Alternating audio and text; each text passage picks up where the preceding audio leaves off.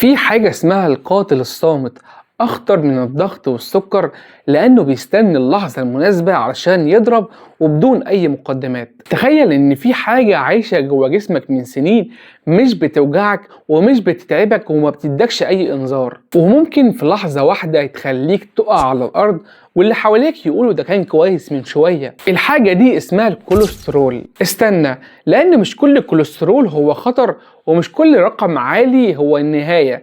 تعالى النهاردة نعرف الحقيقة. في البداية الكوليسترول هي مادة دهنية جسمك بيصنعها في الجسم عن طريق الكبد، وجسمك بيحتاجها علشان يكون الهرمونات ويصنع فيتامين د ويحافظ على جدار الخلايا. فالمشكلة هنا مش في الكوليسترول نفسه، وإنما في زيادته وتأثيره على شرايين جسمك عن طريق إنه بيتراكم ويترسب جوه الشرايين سنة بعد سنة وإنت مش حاسس. في البداية الكوليسترول ليه نوعين، نوع ضار ونوع نافع. نبدأ بالنوع الضار. النوع الأول اسمه LDL، وهو ده الكوليسترول الضار اللي بيترسب جوه الشرايين ويسبب انسداد. والنوع التاني اسمه HDL أو الكوليسترول المفيد، وده بيقلل الترسبات بتاع النوع الأول وبيحمي القلب ويقلل انسداد الشرايين. نيجي بقى لأهم نقطة، هل ارتفاع الكوليسترول في الدم مرتبط بفئة معينة أو وزن معين؟ خليني أقول لك أخطر المفاهيم الغلط اللي منتشرة بخصوص الموضوع ده. أول فكرة غلط إنك رفيع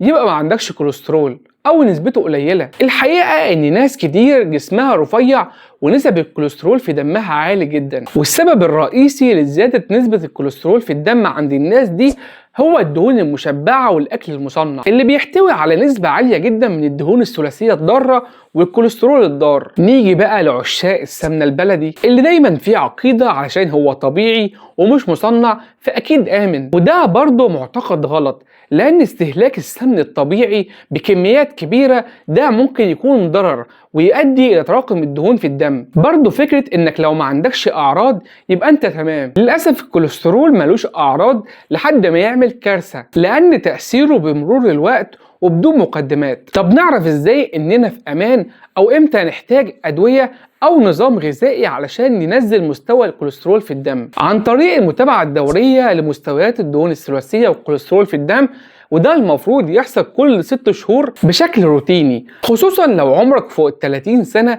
أو عندك مرض ضغط أو سكر أو تاريخ مرضي في العيلة للجلطات. تاني حاجة تغيير نمط حياتك، زي حركة يومية أكتر من نص ساعة، زي إنك تمارس الرياضة أو تتمشى. برضو تقلل المقليات والسكريات اللي فيها دهون مشبعة كتير جدا، وتكتر من الألياف زي الخضار والفاكهة لأنها بتقلل نسب الكوليسترول الضار في الدم. برضو أكل السمك مفيد جدا على الأقل مرة إلى مرتين أسبوعيا، لأنه بيحتوي على أوميجا 3 اللي بيحمي الشرايين والقلب، وبرضه بيقلل الالتهاب وبيخلي الدم يسيل بشكل أفضل. برضه زيادة الوزن بيشارك في أمراض تانية كتير، مش بس زيادة الكوليسترول، أمراض زي الضغط والسكر، فلازم نقلل الوزن. وأخيرا لو اكتشفنا إننا عندنا مستويات عالية من الدهون الثلاثية أو الكوليسترول في الدم، لازم نستشير طبيب مختص علشان يبدأ يوصف لك أدوية تقلل مستويات الكوليسترول في الدم، ويوصف لك نظام غذائي صحي